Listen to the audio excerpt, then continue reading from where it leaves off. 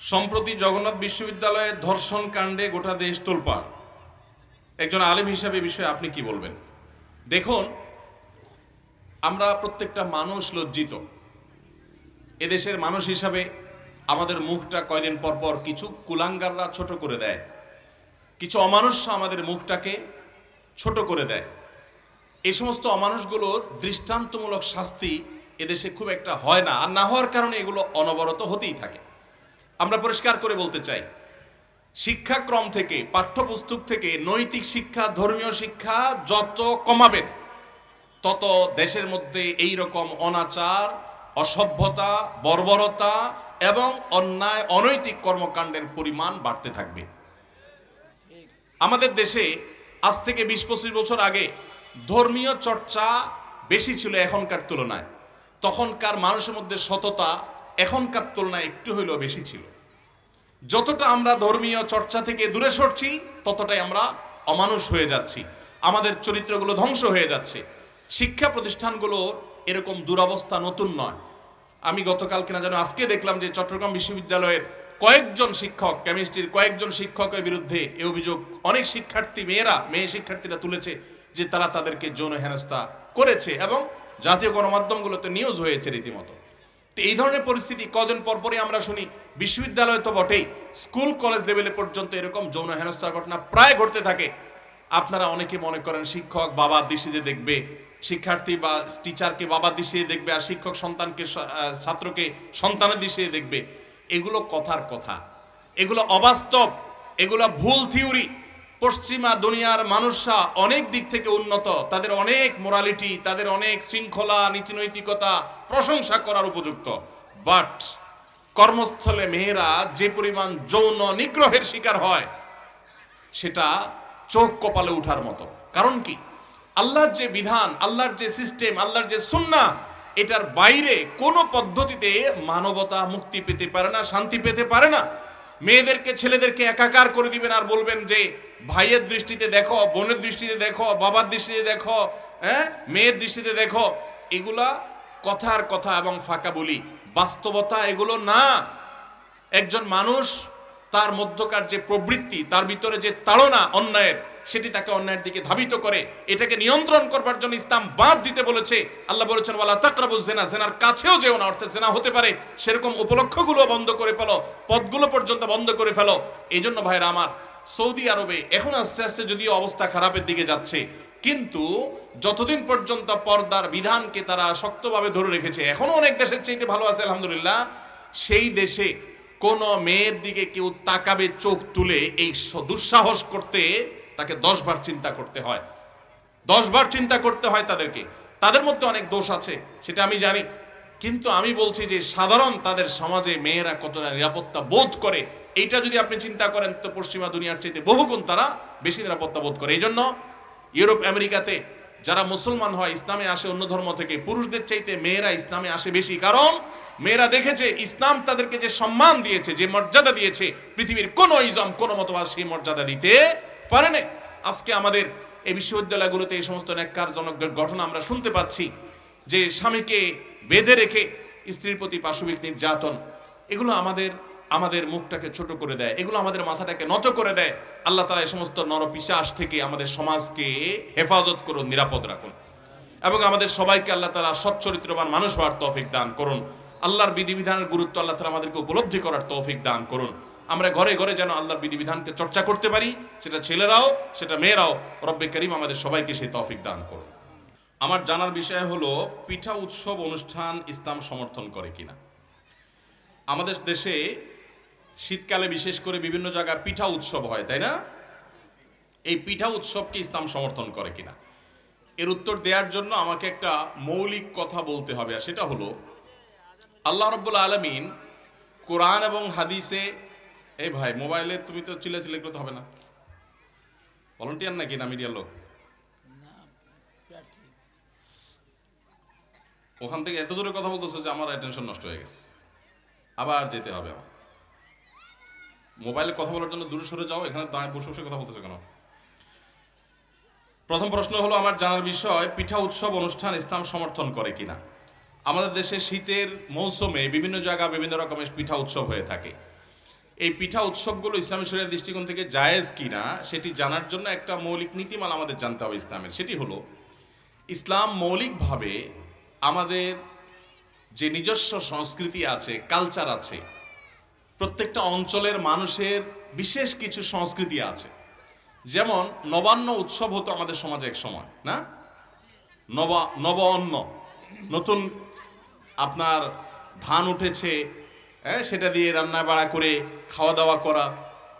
তো এরকম যত আনন্দ উৎসব যেগুলো আঞ্চলিক, কোনো সামগ্রিক পরিসরে না, বৈশ্বিক পরিসরে বা বৈশ্বিক পরিমণ্ডলে না, বিভিন্ন অঞ্চলের মানুষের নিজস্ব কিছু সংস্কৃতি থাকে।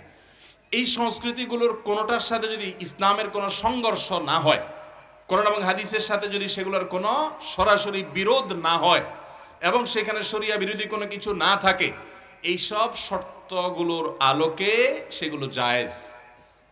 সেই আলোকে বলতে চাই যে শীতের মৌসুমে আমাদের সমাজে পিঠা খাওয়ার, পিঠা বানানোর ধুম পড়ে, এটা আমাদের সমাজের সংস্কৃতি, যেটা অনেক দেশে নাই।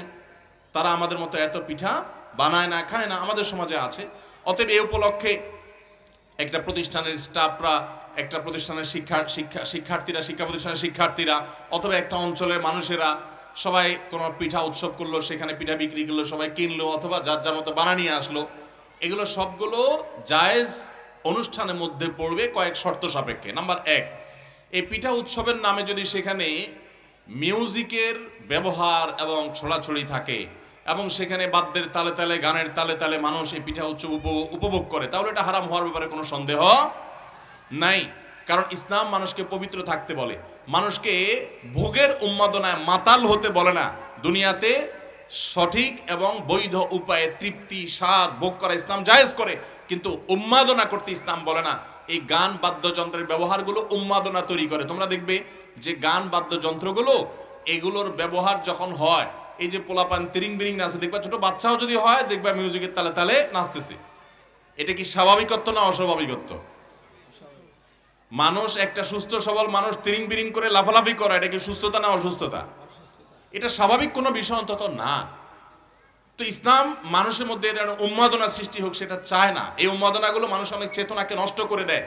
আর সেই কারণে পিঠা উৎসবে যদি কোনো মিউজিকের ব্যবহার থাকে তাহলে সেটা হারাম হবে, আর যদি না থাকে তাহলে একটা শর্ত পাওয়া গেছে হালাল হওয়ার বা জায়েজ হওয়ার। নাম্বার 2, এই পিঠা উৎসবের নামে যদি নারী পুরুষের ফ্রি মিক্সিং এর ব্যবস্থা করে দেওয়া হয়, সেখানে পর্দার কোনো বালাই না থাকে, তাহলে ইসলাম সেটাকে নিষেধ করে। ইসলাম কেন নিষেধ করে? অনেক ভাই দেখবা, অনেক মুসলমান আছে যারা আজকাল দেখা যায় যে এই প্রশ্ন তোলে যে ইসলাম কিছু করতে গেলে এটা হারাম, ওইটা হালাল, এই সমস্ত কথা বলে। তো আমার সামনে বেশিরভাগ স্কুলের শিক্ষার্থীরা আছে, এছাড়া আরও যারা আছেন সবাইকে বলতেছি, ইসলাম যদি আমাদেরকে কোনো বিষয় নিষেধ করে, আল্লাহ যদি কোনো বিষয় হারাম করেন, সেটা আল্লাহর কোনো স্বার্থে না আমাদের প্রয়োজনে, আমাদের কল্যাণে। আমরা কোনো কিছু করলে বা না করলে আল্লাহর কিছু যায় আসে না। অতএব এই যে ফ্রি মিক্সিং এবং পর্দাহীনতার সয়লাব, এগুলো আমাদের সমাজকে ধ্বংসের দিকে নিয়ে যায়। আজ আমাদের সমাজে যে অশান্তি তোমরা দেখতে পাচ্ছ, এই যে কদিন ধরে তোমরা দেখতে পাচ্ছ যে দেশের একটা সরকারি বিশ্ববিদ্যালয়ে একটা ধর্ষণের ঘটনা আমাদের সবার মাথাকে হেড করে দিচ্ছে। আমরা লজ্জিত হয়ে যাচ্ছি। চট্টগ্রাম বিশ্ববিদ্যালয়ের একজন শিক্ষক কর্তৃক শিক্ষার্থী, একজন না কয়েকজন শিক্ষকের বিরুদ্ধে শিক্ষার্থীদের যৌন হয়রানির অভিযোগগুলো নিয়ে রীতিমতো টেলিভিশনগুলো নিউজ করছে। এই ধরনের ঘটনা আমরা অহরহ শুনছি, প্রতিনিয়ত শুনছি, প্রায় শুনছি। এই ঘটনাগুলো আমরা শুনছি কেন? কারণ আমাদের দৈনন্দিন জীবন ইসলামের সে প্র্যাকটিস নাই। আমরা ছেলে মেয়েদেরকে সকল বাঁধ উঠিয়ে তাদেরকে আমরা এমনভাবে মিক্স করে ফেলছি যে এগুলো থেকে আসলে খুব অবশ্যম্ভাবীভাবেই ওই মন্দ পরিণতির দিকে আমাদের চলে যেতে হচ্ছে। এই জন্য পিঠা উৎসবে যদি সেরকম কিছু না থাকে তাহলে সেক্ষেত্রে সেটা জায়েজ হতে পারে, আর যদি কোনো হারাম উপাদান থাকে তাহলে সেটা নাজায়েজ হবে এবং গুনাহ হবে। আল্লাহু আ'লাম বিসওয়াব। এরপরে প্রশ্ন হলো, যুবকদের আকৃষ্ট করার জন্য লক্ষ লক্ষ টাকা খরচ করে খেলাধুলার প্রতিযোগিতার আয়োজন করা শরীয়ত সম্মত কিনা? এই প্রশ্নের উত্তর জানার জন্য একটা শরিয়ার একটা মূলনীতি আমাদের জানতে হবে। মূলনীতিটা হলো,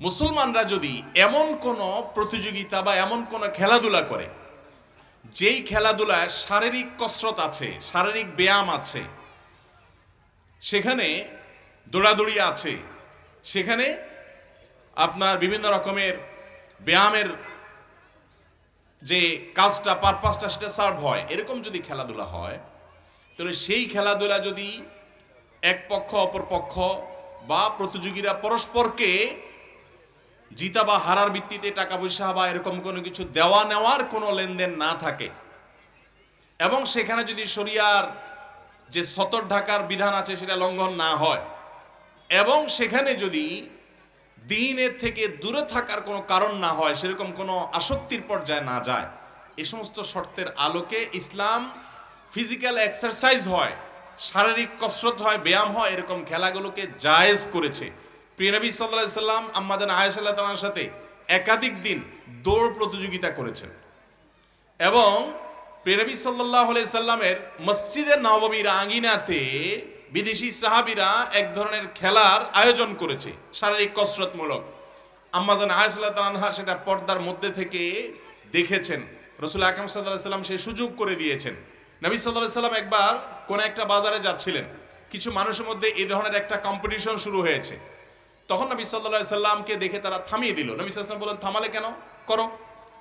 তো মুসলমান এরকম শারীরিক কসরতমূলক যদি কিছু হয়, সেটা দৌড়াদৌড়ির প্রতিযোগিতা হতে পারে, ফুটবল খেলার মধ্যেও দৌড়াদৌড়ি হয়, সেখানে যদি সতর ঢেকে ফুটবল খেলা হয় এবং ফুটবল খেলতে গিয়ে নামাজ ছেড়ে দেয়, নামাজের প্রতি আপনার আগ্রহ কমে যায়, নেশা তৈরি হয়, এরকম যদি না হয়, তাহলে সেক্ষেত্রে সেটা জায়েজ হতে পারে। আমি প্রতিদিন বাড়িতে থাকলে প্রতিদিন আমি চেষ্টা করি আমার ছেলেদের সাথে খেলার। এই শীতের সময় ব্যাডমিন্টন খেলি, আর অন্য সময়ে কখনো ফুটবল কখনো ক্রিকেট খেলি, যখন যেটা সুযোগ হয়, কিন্তু ছেলেদের সাথে আমি নিয়মিত খেলার চেষ্টা করি। এবং গতকালকেও আমি প্রায় 1 ঘন্টা টানা ছেলেদের সাথে খেলেছি। আলহামদুলিল্লাহ, আমার ছেলে মেয়েদের মধ্যে মোবাইলের কোনো আসক্তি নাই। কারণ মোবাইলে তারা কেন যাবে? মোবাইলে তারা যে আনন্দ পাবে তার চেয়ে দ্বিগুণ আনন্দ তাদের পাওয়ার মতো ব্যবস্থা আমি করে দিয়েছি। তাদের সাথে আমি সময় দিচ্ছি, আমরা পুরো পরিবার আমরা সময় দিচ্ছি এবং আমরা একসাথে বিনোদন করছি। তো শরিয়ার এই সমস্ত শর্তগুলো মেনে যদি এরকম কোনো খেলাধুলার আয়োজন করা, সেটা জায়েজ আছে। বিশেষ করে আমি মুজাহিদ ভাই সহ আরও এরকম দেশে কিছু ভাই ব্রাদারের কথা জানি যে তারা বিভিন্ন ক্রীড়া প্রতিযোগিতা করে থাকেন। এগুলোর অন্যতম উদ্দেশ্য হয় ছেলে মেয়েদেরকে একটা সুস্থ সংস্কৃতির মধ্যে রাখা, অসুস্থ ধারা থেকে তাদেরকে বাঁচানো এবং বিনোদনের মধ্য দিয়ে তাদেরকে কাছে টানা, তাদের মধ্যে দ্বীন দেওয়া, এটা তাদের উদ্দেশ্য। তারপরও আমি জানি না তারা পরিপূর্ণভাবে শরিয়া মেনটেন করেন কিনা, ছেলে মেয়ে ফ্রি মিক্সিং হয় কিনা, তারপরে যা হাফ প্যান্ট পরে সতর উন্মুক্ত করে বাচ্চারা ফুটবল খেলে কিনা, 3 কোয়ার্টার হোক যে টাকনো আপনার হাঁটু ঢেকে যায়, এই বিষয়গুলো লক্ষ্য করেন কিনা আমি জানি না। যদি না করে থাকেন আমি তাদেরকে অনুরোধ করবো সেগুলো যেন তারা করেন, কিন্তু মৌলিকভাবে এগুলোকে দোষণীয় মনে করা ঠিক না। নবী সাল্লাল্লাহু আলাইহি সাল্লামের মসজিদে নববীর আঙ্গিনায় ইথিওপিয়ান সাহাবীরা তারা এরকম বিনোদনমূলক খেলাধুলার আয়োজন করেছে, কুস্তি এবং এই জাতীয় আয়োজন তখন যেটা ছিল, যা যা ছিল সেরকম আয়োজন তারা করেছে। নবী সাল্লাল্লাহু আলাইহি সাল্লাম শুধু অনুমোদন করেন নাই, নিজের স্ত্রী আয়েশা রাদিয়াল্লাহু আনহাকে সহ সেটা উপভোগ করেছেন। আর আমাদের সমাজে আজকাল মসজিদগুলোর আশেপাশে কোনো মাঠ থাকলে বাচ্চাদেরকেও দৌড়াদৌড়ি করতে অনেক বুড়া মুরব্বীরা দেয় না। ইসলামটাকে এত শুষ্ক বানিয়ে ফেলেছেন আপনারা অনেকে, খুবই দুঃখজনক একটি বিষয়। ইসলাম এত শুষ্ক নয়, তবে আবার শুষ্ক না বললে আবার এমন বিজা করতে গেলেন, এমন আদ্র করতে গেছেন যে একেবারে ইসলামের 12টা বাজায় দিলেন, আল্লাহর বিধিবিধান সব ধ্বংস করে ফেললেন। এটারও সুযোগ নাই। আল্লাহকে ভয় করে চলতে হবে। আল্লাহ তাআলা আমাদের সবাইকে সুস্থ সুন্দরের পথে চলার তৌফিক দান করুন। আমরা না জেনে ইসলামকে অনেক সময় ভুলভাল ভাবে উপস্থাপন করে থাকি, এটা ঠিক না। যতটুকু জানবো ততটুকু বলবো। হ্যাঁ, যেই সমস্ত খেলাধুলায় শারীরিক কসরত নাই, যেমন লুডু, দাবা, যেমন ক্যারাম, এই জাতীয় যে সমস্ত খেলাগুলো আছে, এগুলোতে শারীরিক কোনো ব্যায়াম হয়? শারীরিক ব্যায়াম হয় না, উল্টা বরং আরো পেট বড় হয়। পেট বড় হয় কেন? কারণ বসে বসে খেলতে খেলতে তার তো ফিজিক্যাল এক্সারসাইজ হয় না। এই ধরনের খেলাকে ইসলাম কখনো অনুমোদন দেয় না। এই সমস্ত খেলাধুলা মানুষের শারীরিক তো উপকার হয় না, বরং আরো ক্ষতি হয়, মানসিকও ক্ষতি হয়। মানসিক ক্ষতি কিভাবে হয়? এই ধরনের খেলাধুলা যারা করে, লম্বা সময় খেলাধুলা করার পর তাদের মানসিকভাবে তারা অনেকটা অবসাদগ্রস্ত হয়ে পড়ে, অস্বস্তি বোধ করে, তাদের মধ্যে কখনো ফ্রেশ মুড তৈরি হয় না। বরং এর বিপরীতে যদি কেউ দৌড়াদৌড়ির প্রতিযোগিতা করে, কেউ যদি ফুটবল শরিয়ার সীমানার মধ্যে থেকে সতর সব ঠিক মতো ঢেকে ঢুকে যদি খেলে, তাহলে এই ফিজিক্যাল এক্সারসাইজের পর সে হারুক বা জিতুক যেটাই করুক, যদি সে আপনার ফিজিক্যাল এক্সারসাইজ করে আসে, তো দেখবে মানুষের মধ্যে ফ্রেশনেস আসে, এক ধরনের ভালো লাগা কাজ করে, শরীরটা হালকা মনে হয়। এই জন্য শরীয়ত সেগুলোকে নিরুৎসাহিত করে না। এই যে মোবাইলে বসে ভূতের মতো ঘন্টায় ঘন্টা গেম খেলে না আজকাল মানুষ, এগুলোকে শরীয়ত এলাও করে না। আল্লাহ তাআলা আমাদেরকে বোঝার তৌফিক দান করুন। আমি ফ্রিল্যান্সিং করি কিন্তু রাত জাগতে হয়, এতে তো ক্ষতি হয় সম্ভবত, তাহলে আমার করণীয় কি? যারা ফ্রিল্যান্সিং করেন, ফ্রিল্যান্সিং এর মাধ্যমে যেই কাজ করেন, যেই কাজের কন্ট্রাক্টটা নেন, সেই কাজটা যদি শরীয়তের কোনো নিষিদ্ধ কিছু না হয়, একটা ডিজাইন করতে দিয়েছে আপনাকে, সেই ডিজাইনের মধ্যে হারাম কিছু নাই, তাহলে সেই ফ্রিল্যান্সিং জায়েজ আছে। এখন এই ফ্রিল্যান্সিং আপনি কি রাত জেগে করবেন না দিনে করবেন, সেটা আপনার ব্যাপার। রাত জেগে কাজ করা শরীয়তে হারাম না, তবে যদি কারো সুযোগ থাকে রাতে কাজ না করে দিনে কাজ করার, সেটা করা ইসলামে প্রশংসনীয়। কারণ রাতের ঘুমটা মানুষের স্বাস্থ্যের জন্য যেমন প্রয়োজনীয়, তেমনি ভাবে আল্লাহ রাব্বুল আলামিন মানুষকে এভাবে সৃষ্টি করেছেন। আর নবী সাল্লাল্লাহু আলাইহি ওয়াসাল্লামের সুন্নাত হলো এশার পরে দ্রুততার সাথে শুয়ে পড়া। আজ আমাদের অবস্থা হলো যে এই ভাই তো ফ্রিল্যান্সিং করতে গিয়ে রাত জাগবেন, কিন্তু রাত জাগার কথা বলছেন, কিন্তু আমাদের সমাজে বেশিরভাগ মানুষ বেহুদা কাজে রাত 12টা-1টা পর্যন্ত জাগে, ঠিক কিনা বলেন? পৃথিবীতে যারা উন্নতি করেছে, যারাই উন্নতি করেছে, সেটা আমেরিকানরা হোক, সেটা চাইনিজরা হোক, সেটা জাপানিজরা হোক, সেটা কোরিয়ানরা হোক, আমি নিজের চোখে যে সমস্ত দেশ দেখার সুযোগ হয়েছে, আল্লাহ তাআলা তৌফিক দিয়েছেন, আমি নিজের চোখে দেখেছি।